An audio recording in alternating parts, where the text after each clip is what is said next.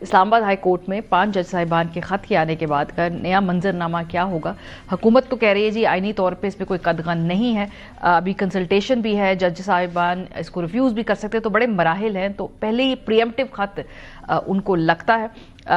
بہت شکریہ دونوں حضرات آپ کو جوائن کرنے کے لیے۔ میرے خیال اسناد آپ سے آغاز کرتے ہیں۔ سب سے پہلے تم دیکھ رہے ہیں کہ اس کے اوپر 5 ججز کے دستخط ہیں، 2 کے دستخط نہیں ہیں، کیا یہ سگنیفیکنٹ بات ہے کیا کہ 2 ججز صاحبان کے، کیا وہ ان کنٹینڈرز میں سے ہیں جو غالباً چیف جسٹس کی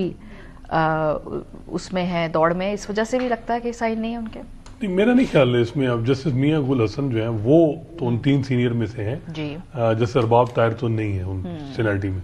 پر ہر جج کی اپنی ایک رائے ہوتی ہے، مے بی وہ نہ ہو، مے بی انہوں نے کل یہ معاملہ کہیں کوئی جوڈیشل سائڈ پہ دیکھنا پڑے، یہ بھی ہوتا ہے کہ کچھ ججز جو ہیں وہ سائن نہ کریں، تو لیکن یہ ہے کہ اگر جسٹس میاں گل حسن انہوں نے اس دفعہ بھی سائن نہیں کیے، 6 ججز کے خط پہ بھی نہیں کیے، پھر حکومت کو کیا مسئلہ ہے ان کو چیف جسٹس بنانے سے؟ لیکن بظاہر یہ لگ رہا ہے کہ جو ہے کورٹ پیکنگ جو سپریم کورٹ میں جس طرح شروع ہوئی، اپنے جو ہم خیال ججز کا آئینی بینچ بنایا، پھر اس کے بعد اب 8 جج سپریم کورٹ میں لائے جا رہے ہیں، واضح طور پہ حکومت جوڈیشل کمیشن میں 13 میں سے 6 ووٹ حکومت کے اپنے، 1 ووٹ ان کو آئینی بینچ کے سربراہ کا، کیونکہ آئینی بینچ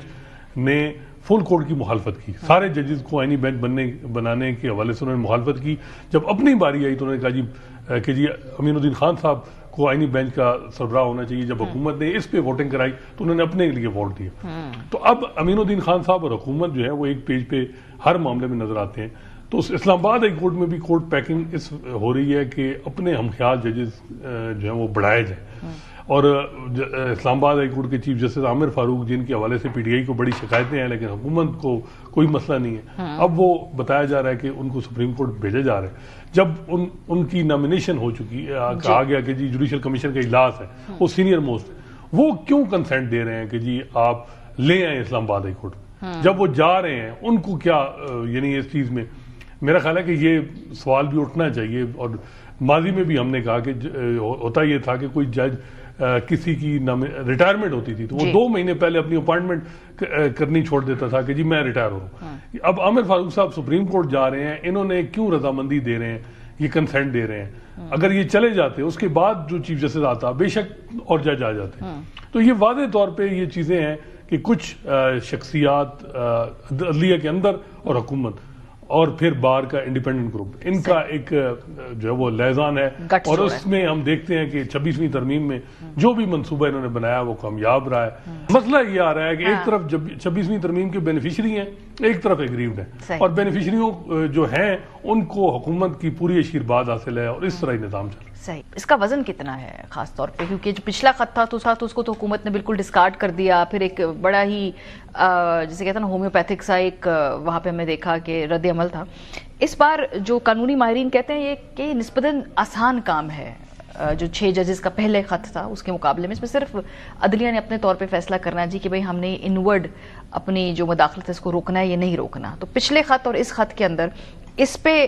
نوٹس لینا آسان ہے؟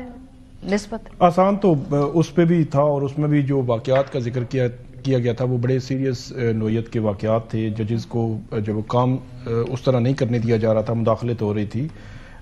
اور یہ خط بھی میرے خیال میں غیر معمولی نوعیت کا ہے۔ اس میں جو قانونی نقطے اٹھائے گئے ہیں، یہ قانونی نقطے اس خط میں جو سامنے آئے ہیں یہ آئندہ آنے والے دنوں میں آپ کو کسی قانونی محاذ پہ بھی نظر آ سکتے ہیں۔ اس کی وجہ یہ ہے کہ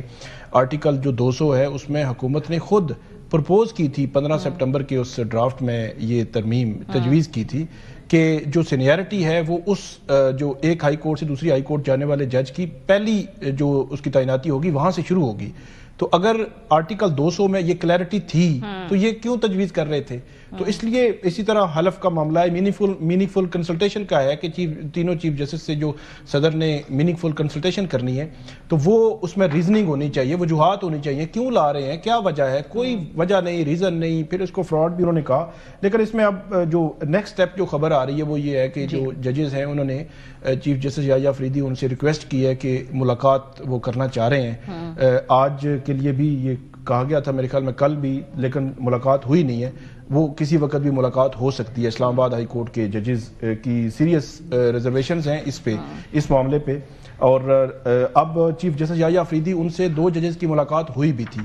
لیکن اس میں بھی کوئی ایسی کلیئرٹی نہیں آئی کہ جو چیف جسٹس ہیں، کیونکہ ان کی کنسلٹیشن بہت اہم ہوگی اس معاملے میں، اگر کہ گورنمنٹ کہہ رہی ہے کہ اگر وہ نہ بھی اپنی رائے دے یا ان کی رائے مختلف بھی ہو پھر بھی جو ہے وہ ٹرانسفر کیا جا سکتا ہے، لیکن پھر بھی چیف جسٹس آف پاکستان ہے، تو جو ملاقات ہوئی تھی اس ملاقات میں بھی یہ بات کی گئی اور چیف جسٹس یحییٰ افریدی تک اسلام آباد ہائی کورٹ کے ججز کی بات پہنچائی گئی۔ تو یہ خط بات پہنچانا یا ملاقات کرنا میرے خیال میں جو آئندہ کا منظرنامہ ہے وہ ہمیں بتا رہا ہے کہ یہ قانونی جنگ جو ہے وہ اب شروع ہوگی، کیونکہ سینیئرٹی کا مسئلہ ہے، آرٹیکل 200 میننگ کنسلٹیشن، اس میں بہت سارے ایشوز ہیں، اس کو اسی طرح اگر چھوڑ دیا گیا تو یہ تو پھر ایک نیا راستہ کھل جائے گا کہ آپ نے جس کو بھی سائیڈ لائن کرنا ہے، دیوار سے لگانا ہے، اس کے لیے آپ جو ہے وہ کسی اور جج کو لائیں، اس کے سینئر بٹھا دیں۔ مطلب اتنے عرصے سے یہ جج جو ہے وہ ویٹ کر رہے ہیں، ٹھیک ہے 26ویں آئینی ترمیم ہوگی، ٹاپ 3 میں سے لے آئیں، جسٹس میاں گل حسن اور اورنگزیب، وہ بڑی ان کی اچھی کمپیٹنسی، انٹیگریٹی ہر لحاظ سے وہ بڑے زبردست جج ہیں،